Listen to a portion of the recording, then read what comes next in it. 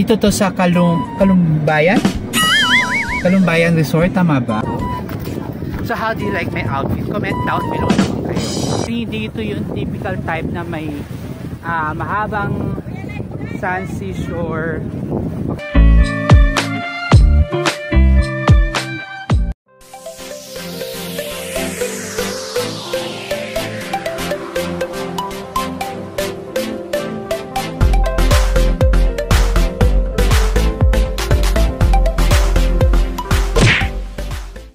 Hi guys, good morning. Breakfast time. Ano oras ba? 6 o'clock pass. Hanggang 9 o'clock na kami rito. So magpapack up na kami. Kaya na kami. Okay guys, we are in a second day here in Kalumbayan Point. Pero mga 2 hours uwi na rin kami. Gagala kami sa Tagaytay after here. Pero pakita ko lang muna sa inyo yung itsura. Ayan guys. So marami din tayo ng tent dito kagabi, ang dami pang dumating para mag-overnight. So yun nga, naalipungatan ako sa pagtulog kagabi kasi nga may mga dumadaan sa gilid ng tent. So okay lang, given na yun kasi nga campsite siya. Actually doon sa may bandang taas doon, more on campsite. So dito ako sa tapat ng dagat. Ayan, pakita ko sa inyo. So ito ngayon yung eksena sa dagat. Then ito yung sea. Yan. Yan yung natulog kagabi. So pakita ko rin naman sa inyo yung campsite sa taas. Maganda rin yung campsite sa taas. Kung ang type mo is more on glamping, then you can stay here for glamping. Meron silang glamping area sa taas. Parang kung hindi mo talaga priority maligo sa dagat, no, yung mga tao doon naligo rin sa dagat, pero kung hindi mo siya priority, more on glamping ka, so doon sa taas yung glamping. Kaya tayo sa glamping area,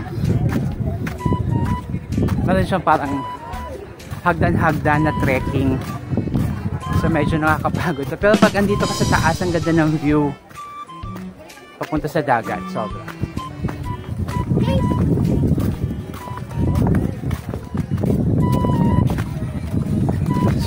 So ngayon, it's Sunday. So medyo mas maraming taon dumarating ngayon Sunday. Okay. Pero surprisingly, hindi nalagad ako. Ano ba yun? I'm old. Anyway, grabe, surprisingly, biglang dumami yung mga nagka-clumping. Ayan, nakita niyo yung view. Ayan o, taran! Ganda. So, tayo sa kabila duman. Pero straight ahead na lang. Pagod na ako. So, ayan. See? Ito na yung view. Ganda, diba? Pag nandito ka. Mas maganda dito. Okay. Ayan. Sa taas tayo. Kita nyo ba? Ayan. Diba? Cute. Then dito pakita ko sa inyo yung glamping area. Alright, so ito yung glamping area. So ang daming nag-glamping dito kagabi. Yung may toilet din sila roon. Ito toilet yan. So dito may mga kubo din. Yung worth ng kubo is 2,000 pesos. Tapos yung hat na yon, yung hat na yan, I think 2,000 pesos. Around 3,000 ata. Tapos pag nag-tent ka, pag small, yung package, yung may mga kasama ng mattress, pillow, at saka blanket. So pag small tent, 1,000. Pag medium, 1,500. Pag large, 2,000. Pag yung parang tent na house type na, yun 3,500 na yun. So pakita ko sa inyo. See, ang dami nagka-camping sa taas. So dito more on glamping ang peg nila. Ayan, nakikita nyo yung malaking tent na yan. That's extra large. So that's 3,500. So meron din silang common toilet dito. Ayan, common toilet. So at saka ang maganda dyan, hindi sila nag-uunahan sa toilet. Ayan, di ba ang gamit dami. So ito yung glamping dito sa taas, top view. So maganda rito kasi may kita mo yung view ng dagat din. Diba? Pag nakatayo ka rito, ayan, kita mo yung dagat. Then, pero hindi nalako sa pag-akyat. So medyo effort lang yung pag-akyat dito. Pero maganda na rin yung kasi exercise ka na rin. Nakakapagod. Yun. Pero maganda dito kasi may mga ilaw din to sa gabi. In fairness naman, hindi naman siya yung madilim sa gabi, no? Medyo maliwanag naman siya sa gabi. Then maglagay ka na ng ilaw sa loob ng tent mo if gusto ng ilaw sa tent. So, ang entrance nga pala rito is 250 ang adult. Tapos ang kids is parang 100 data, 150. I'm not sure. Hindi kasi ako yung nag-book eh. Ganon, nakijoin lang ako. So, after dito, Tagaytay naman tayo. Okay guys, sulong tayo sa dagat. Actually, hindi mo talaga ako maliligo sa dagat. Maliligo ako sa shower area. Pero, maglulub-lub lang tayo ng paa sa dagat. Punta ko yung pamangking ko.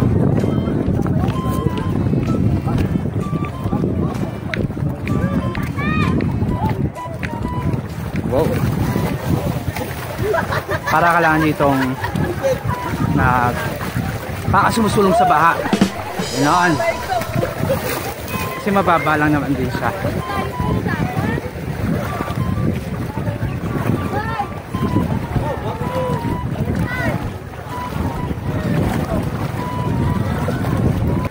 Actually, in fairness, malinaw ang tubig niya. Hindi siya malabo. Malinaw talaga. Kita mo talaga yung baba. Marco, where are you going? Andre.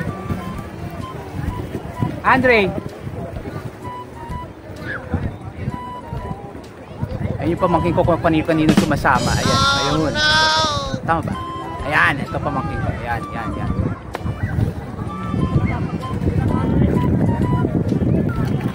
So parang kaya lumulusong sa baha. Ayan. Ayan. Kita dito. Eh, maaraw. Marco? Is it fun? What? Where? See the boat. Kulit na pamangkin ko, ano? What do you want to do with the kayak? You're going to use the kayak? That's not yours. Kulit? Marco! No! Marco! Ano yung ginagawa?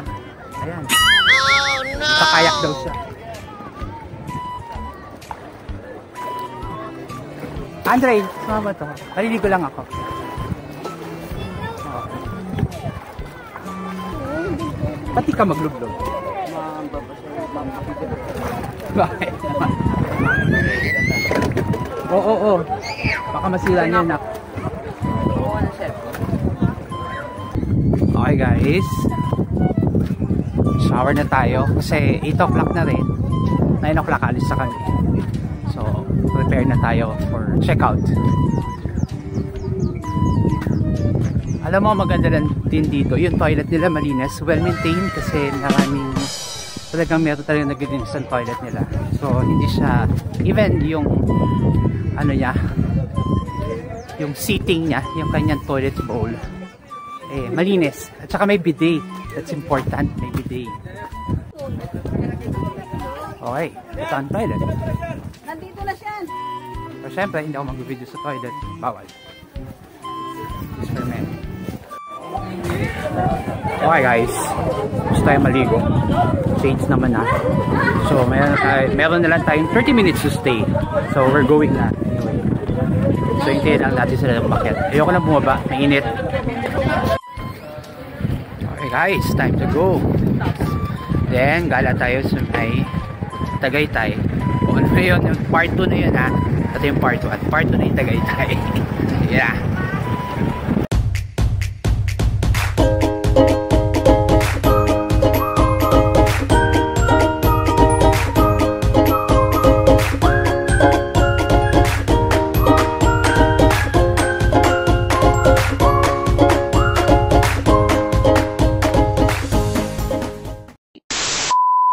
And kakatapos na natin sa Calatagan, Batangas. Ngayon, andito tayo sa may Lemery, Batangas. Ayun, no, kasi dahil sa may Fantasy World. Just so happens, sarado yung Fantasy World, so hindi nakakapasok yung mga tao sa loob ngayon. So, mag-picture-picture lang dito. Then after here, kain tayo sa may Tagaytay. Oh, anyway, kung bago ka sa akin channel, please subscribe to my channel. It's me, Lian, and then click nyo yung bell button para lagi ka ma-notify sa mga bawat video na bawat i-upload ko time to time. Alright, so mag-picture-picture tayo dito sa may Fantasy.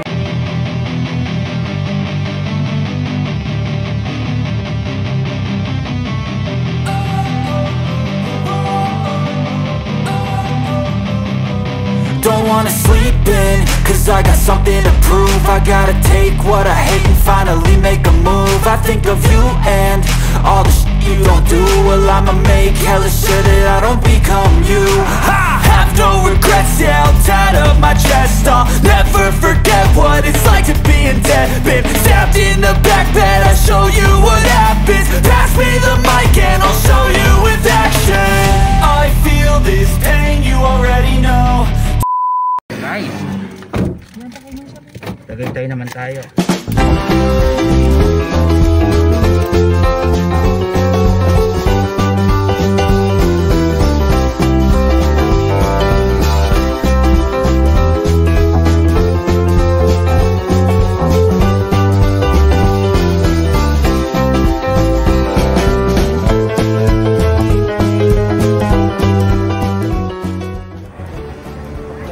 Okay guys, andito tayo sa Mahogany sa may Tagaytay, Mahogany Market, Beef Market. So tingin tayo kung makakain tayo dito ng bulalo.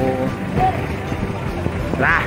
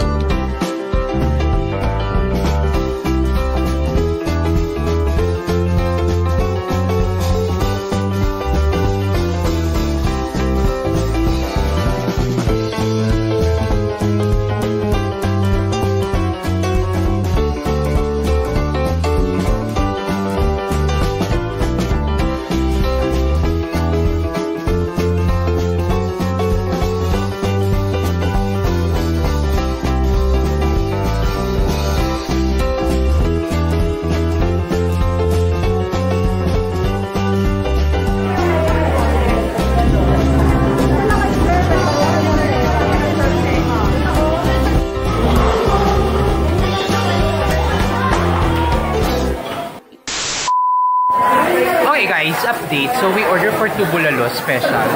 Dito sa Rise and Shine na in-order namin.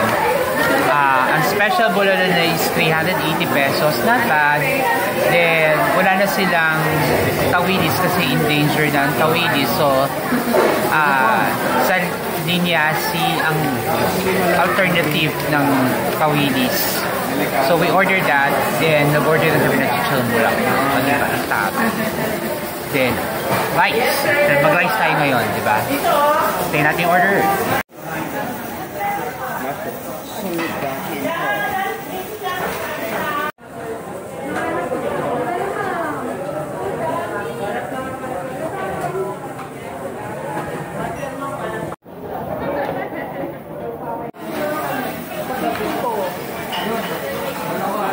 Dun. Pwede ba ate pahati sa 2 platito yan? Ito ba yan, pamilya? Oo. Ano, sa linya. Wala nang tawilis, endangered na siya eh. Kanina.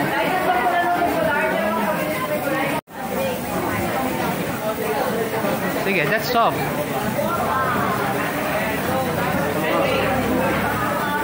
Okay guys, let's start. Napal tayo ng bulalo. So dito kami sa may Mahogany Beef Market. So dito sa 2nd floor. Then the bulalo is 380. Tapos yung order for sa Liliana, sa Ilono, it's a kapalit ng tawilis na endangered.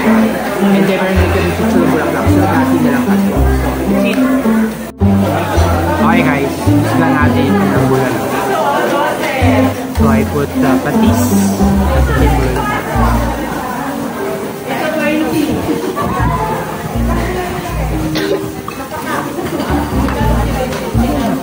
Wait. Oh, yeah.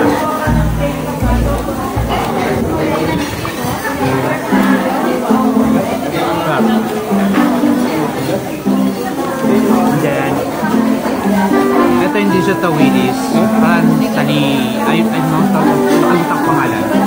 Pero parang ito yung kapalit sa Wheaties kasi endangered na lang yung Wheaties.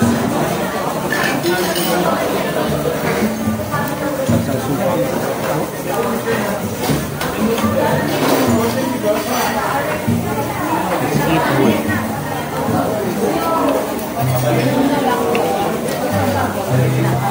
Okay. Wow.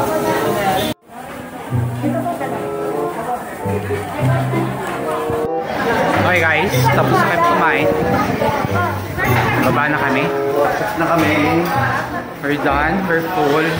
Put your mask on, Daddy. And uwi na tayo. Tingnan mo tayo sa market. Enjoy! Yung balbak po. Ayan. Pang...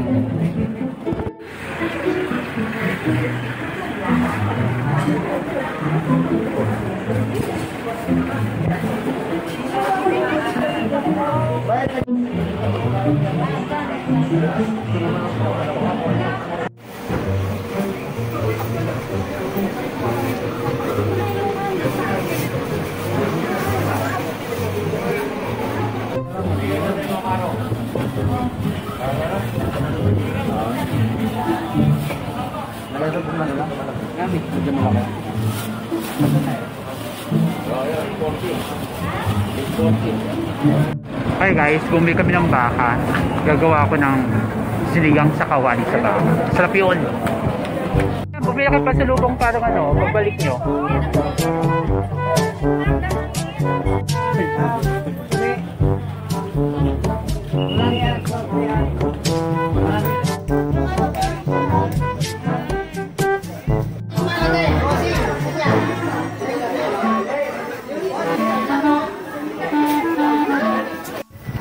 Guys, tapos na kami sa mahogany, bumili na kami ng beef saka na ibang prutas lang, then uwi na din, pagod na, and biyahe na tayo.